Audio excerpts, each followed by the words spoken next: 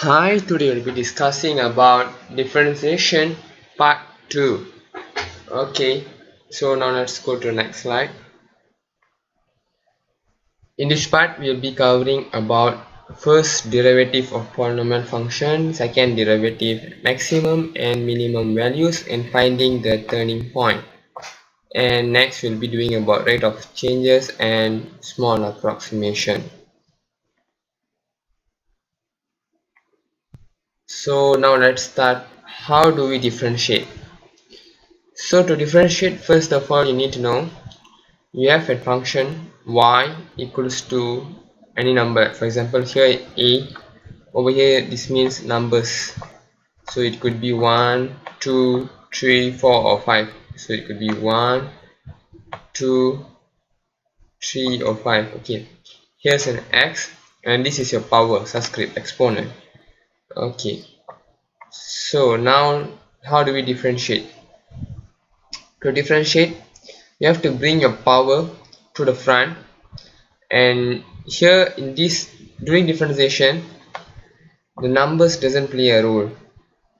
Remember, number doesn't have any role over here, and the x has to have a -1, so I'll be reducing its power by 1. So here's an example of it.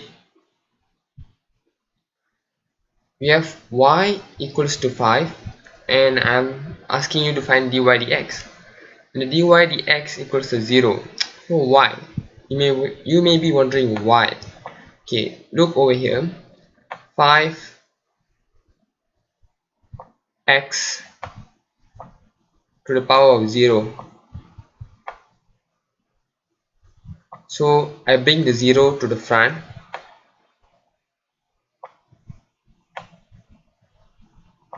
and I have a -1 here. So this probably will be equal to 0 dot 5x minus 1. So this equals to 0. Now you understand why it equals to 0. Okay, so that's why number doesn't have a role. Remember. So let's go to example 2. Okay, in example 2 we have here 5x squared minus 3x minus 1. So if I differentiate it, I bring the 2 to the front, I have 10, so 10 here. X minus 1, 2 power 2 should minus 1, so you have x here. You have 3 to the power of 1, you bring the front and you times it 3, you have just 3. And x 1 minus 1, you have 0. So anything to the power of 0 is equal to 1. Remember, anything to the power of 0 is equivalent to 1, and -1 doesn't have any role, has the number before because it's a number, remember. So now let's go to the next section. It's about product rule. Okay, product rule over here. So product rule, you have two digits, or you couldn't say digits, two functions. So you have u and v. So to do this, to differentiate it, you have to do u v prime, you have to differentiate your v, and v u prime. So let's look at an example for it.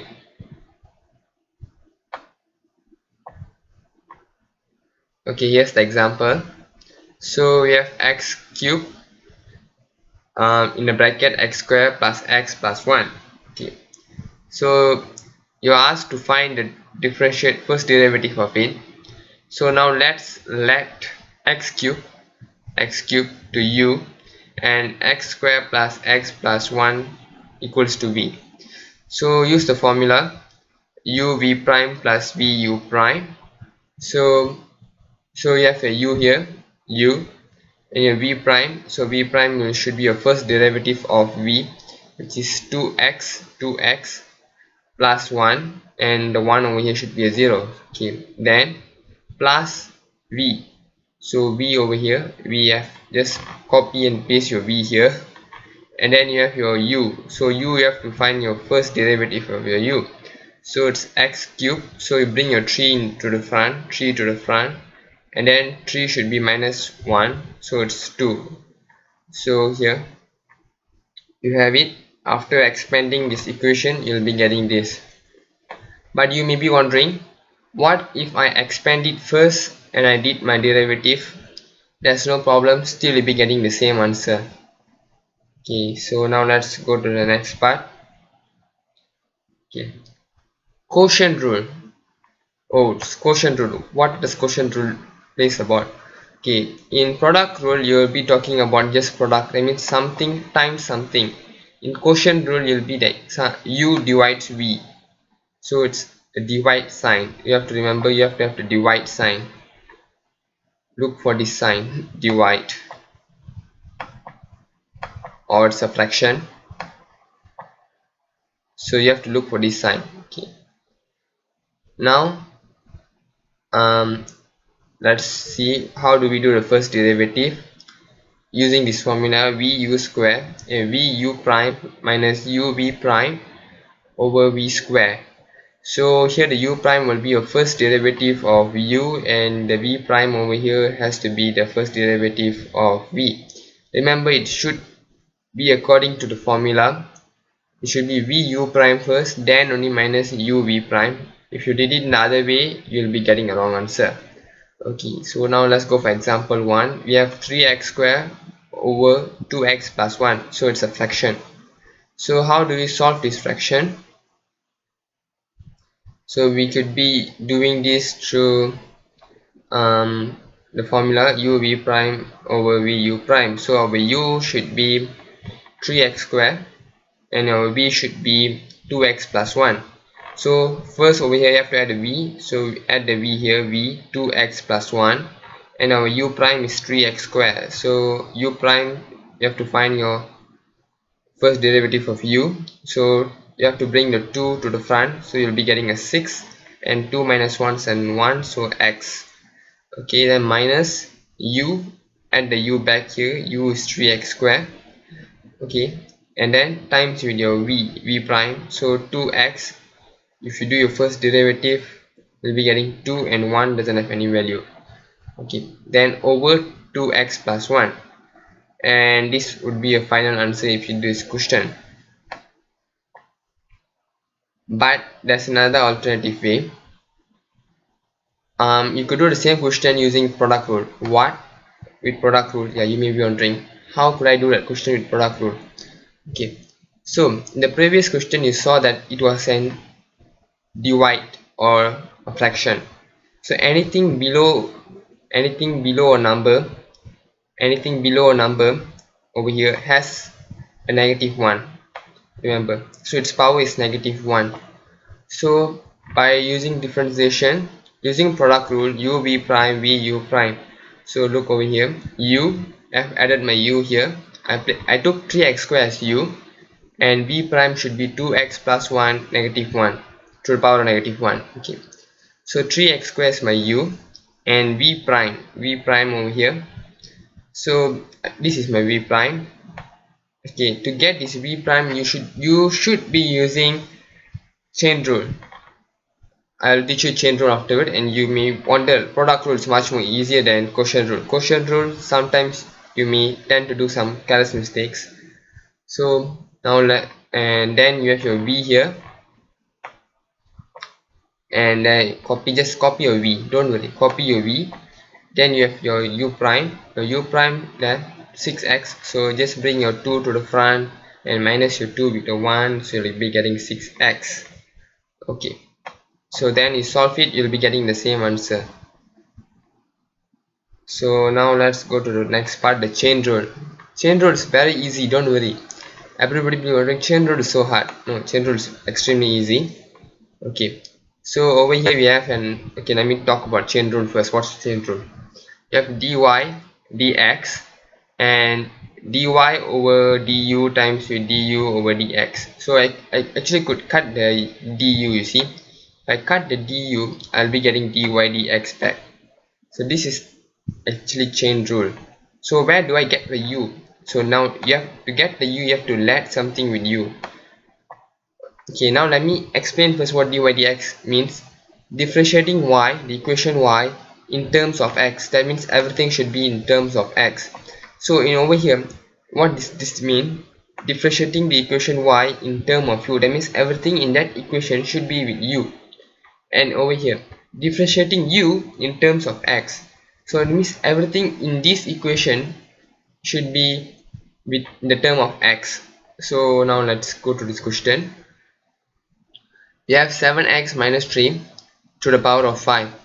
So I'm letting u, first I told you that you have to let something u in order to get u here. So you have to get 7, I'll let 7x minus 3 into u. Okay, so if I do the differentiation du dx, that means I'm differentiating u du, equation u, in the term of x. So if I differentiate it, I'll be getting 7. So you know, right, 3 doesn't have value. X, I bring the 1 to the front, and the x 1 minus 0, I'll be getting a 1, so it's 7. Okay, so then over here, as I let the u over here, so y is now equivalent to,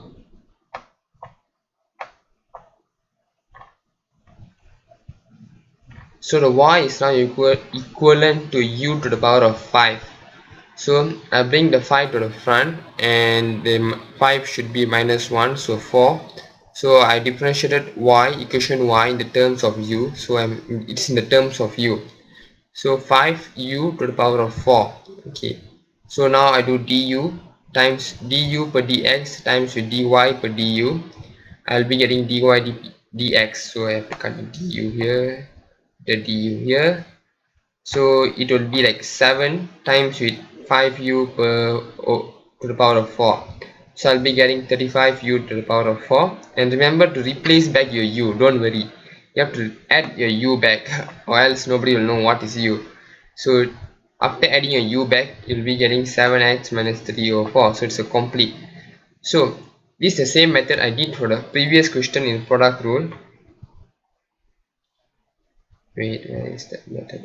Okay, the alternative method, that where I use the 2x plus 1. The 2x is my u and the u negative 1 is my, I did using this product rule. So to get this, you need to use your product rule. Remember, you have to use your product rule to get this. Okay, now let's go to the next part, which is the second derivative. Okay, in the second derivative, how to do second derivative? Okay, to do a second derivative is the same thing. After your first derivative, continue the same method. After your first derivative, you know how to do your first derivative. Now you have to do the second derivative, just continue the same method, which is bringing your n, the power to the front, n minus 1, and ax and n minus 2. That means not n minus 2, that means it's actually, this part actually means n, so it actually means n minus 1, n minus 1. So after just minus 1, do your next derivative, you have to just do a minus 1, another minus 1, which is equivalent to n minus 2. So now we have shown how to do a second derivative. I will not be giving an example for it. I will go straight to the minimum and maximum point.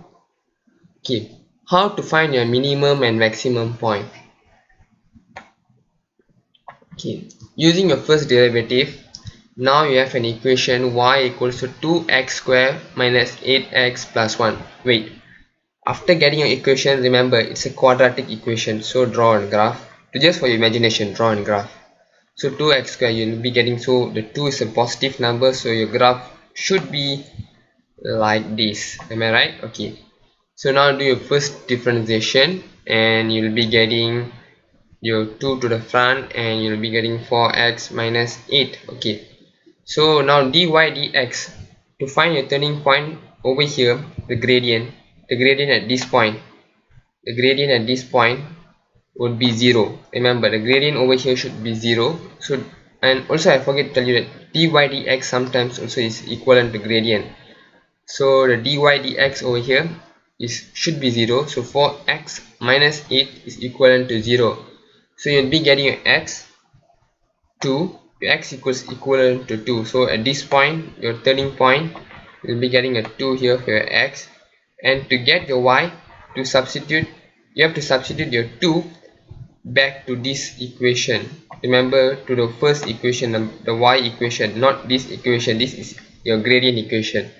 Over here only you can get the y for your function, so then you'll get your 3. So now how to determine which is it a maximum or a minimum. Okay, so to determine it is a maximum or minimum, using your first derivative, it's easy. You don't to worry, you don't memorize anything. Okay, so now you know your turning point over here is. So now to determine your minimum or maximum point using your first derivative, so now I know that x is equivalent to, so x is, the 2 is over here. So remember, you have to take one point before it and one point after it. So the one point before it, for example, I took 1. You could took any number, that means anything less than 1. It could be 0, -1, -2, or -3, but it should not be 2 and less than 0, less than 1. That's right, I mean less than your turning point, less than 2. Okay, remember it should be less than 2 over here, because your turning point is 2. Okay, so x is 1. So once you find your 1 over here, and then you have to add, you have to get another number which is something more than 2. So something more than 2, it should be 3, 4, 5, 6, or infinity, till infinity. Don't worry, any number. Okay, so now I took x equals to 1. So once I add x equals to 1, I add the 1 into my gradient, so I'll be getting -4. And then I add the x3, something a point extra than 2, I'll be getting 4. So -4 and 4.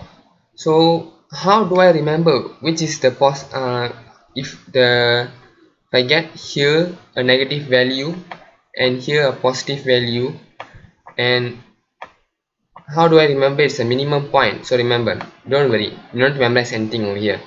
Okay, now remember the 1 is over here and you're pulling a line over here. That means you're finding the gradient over here. So the gradient is going downwards. So do you remember the gradient going downwards is a negative value, and the gradient going upwards is a positive value? So over here you just need to memorize. It's easy, just sketch a graph and you could remember. Okay, now let's go how to find it using and for a maximum point it will be the opposite side. That means the maximum point, it will be like this, right? So this part will be the positive because the gradient is going up, and this part will be a negative because the gradient is going down. So remember, you don't need to memorize anything, it's just like sketching and remembering how to do it. Okay, so now let's use second derivative to find it. To find using second derivative, yes, you have to memorize it, no other way. Okay, so now you got 2x squared. It's the same equation, don't worry, it's the same equation. 2x squared minus 8x plus 11. Okay, so doing your first derivative, you will be getting 4x minus 8, and after doing a second derivative, you will be getting a positive number. So if we got a positive number, it's a minimum point, and if you got a negative number, that means it's a maximum point. So I hope so you guys understand how to do this differentiation.